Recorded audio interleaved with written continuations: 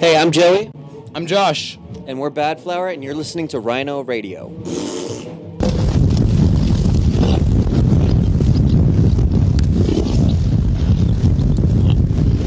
So, I'm sitting with Badflower. How are you doing? I'm very good, yourself? Very good. We're just hassling Josh as he's setting up.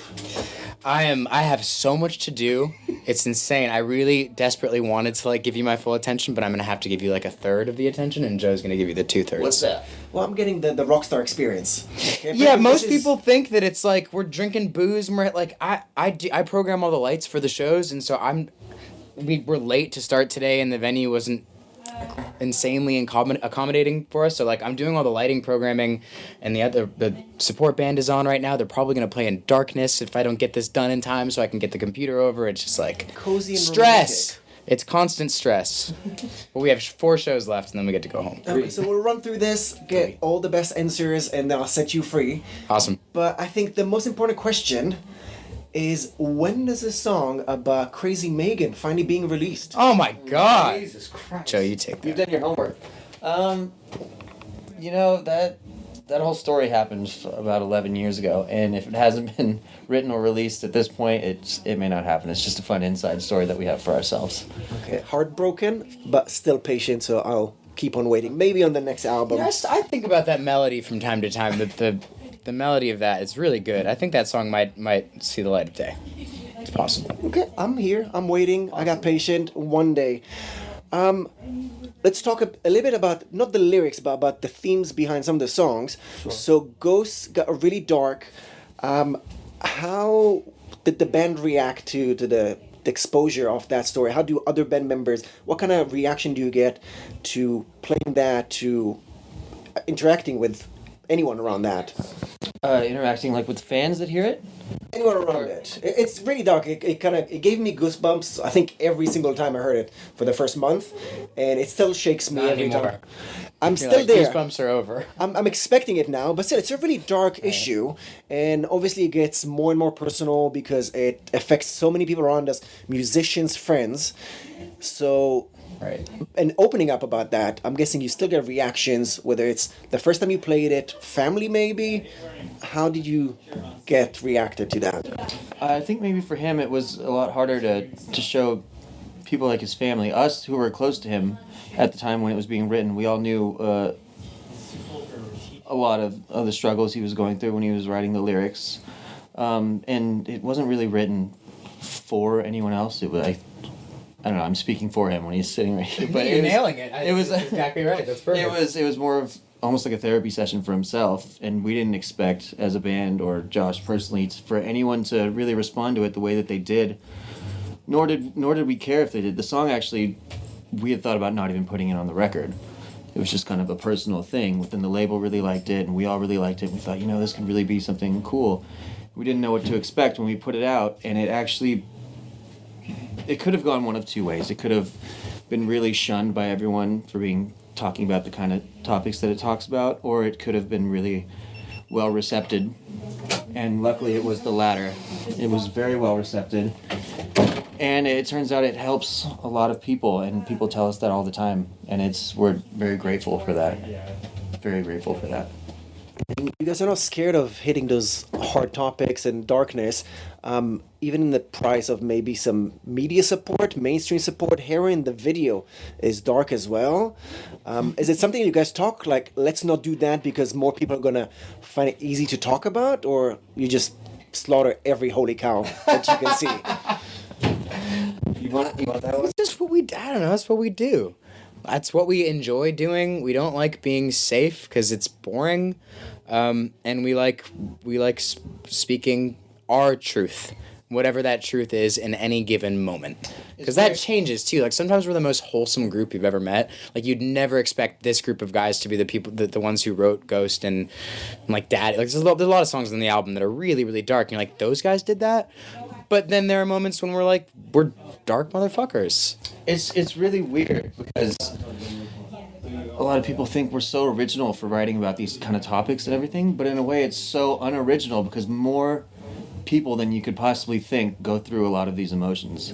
And it's kind of bizarre that not many other artists are writing about those kind of topics. Because it's so common and so widespread. I think that as common as it could be, I think some people are still scared of talking about it. Exactly. So you're making it a bit more accessible, even though... Sure, yeah. Okay. And I want to confront you with a rumor. Josh, you're not allowed to comment on that. Okay, but there's a I'm not rumor. allowed? You're not allowed to comment on that Oh, wow. rumor. There's a rumor that the band members outside of Josh are rioting in the band, trying to get more action in the videos, especially with the female co-star. Okay, some jealousy, and the band is maybe even breaking up until Josh will say, you guys can make out with some ladies in videos as well. Is that correct? Absolutely not. You know, I quite like it because on video shoot days, there's a lot less that I have to do. Like when we shot the Jester video, most of the days, like it was, Josh wasn't even really in the video either. It was our friend Sam who played the homeless person. And are they playing in the dark? No, Jordan would run out and tell me if I'm not plugged in. Sure. Doesn't matter. he'll run in here if anything goes. Speaking of Jordan, he's the guy who shot the video, and yeah, for a couple of the days I wasn't there. Like we were all there when we were planning out the video and how it was gonna go. But yeah, because I wasn't a star in the video, I had to be there for the band shots and. So you're not gonna join in, and there's just gonna be a big video makeout sessions for everyone except for Josh for the next video. No. Okay, too bad. I was counting on that. Did you start that rumor just to be able to say that? I cannot confirm or deny anything right now. Sorry. But another scoop that I want to steal. One of the most romantic moments on the album was the song that was dedicated to Donald Trump. So romantic. Yeah, romantic as fuck. Are you guys getting into politics with the next round of elections? Yeah, we're running for office. So is the band getting more political with the next release? We'll see what the political climate is at the time that we're writing. Because right now we haven't started to write the next record yet, and when that begins, it depends on what's happening in the world. So we'll see. Okay, I'm going to confront you with one more topic from the album. Soap was about catcalling.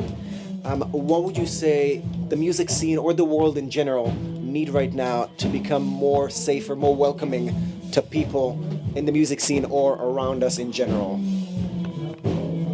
What do you think? Sorry, what was it? So Soap Yeah. touches on catcalling. Yeah. I was wondering what's your input on things that need to change in either the music scene or the world to make it more welcoming to everyone? We need more women in power. Like I know that's kind of like a generic answer, but it's true. Like we need a female perspective and female empowerment so that we can balance this shit out. Because there's an imbalance for sure in that department. Anything else you want to add? No, to that's that? perfect. Okay. So, Okay, I'm Sick was released in January?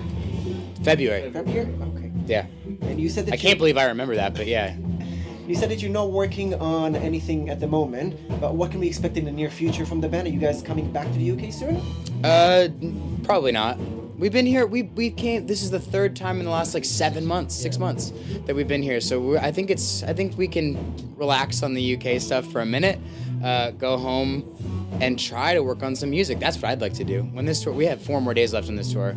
I want to go back and write some music. But then we have there's more US touring that we have to do. So the album cycle is probably going to be a solid year. So from February to February, or maybe February to like March, a year and a month, and then we'll get to the next record. Yeah. Anything else you want to add to fans and listeners before we say goodbye? Don't do your own light shows, bands. It's a fucking pain in the ass. It looks amazing when you get it right, but then you're like obligated to do it at every fucking venue. I could have just left it. I could have let the venue's house lights do their fucking thing, and I insisted on going in there with there's nothing here. There's no lights. It's gonna be the most boring light show, but it's still the most tedious shit. Don't do it. Be lazy. Let the venues do it. Ugh. I feel like that's a song right there. I'm ready to write a song about Light Key and Ableton. I'm ready. Listen to fucking Deal go. Casino. Hey guys, thank you very much for sharing. Thank you. Thank you.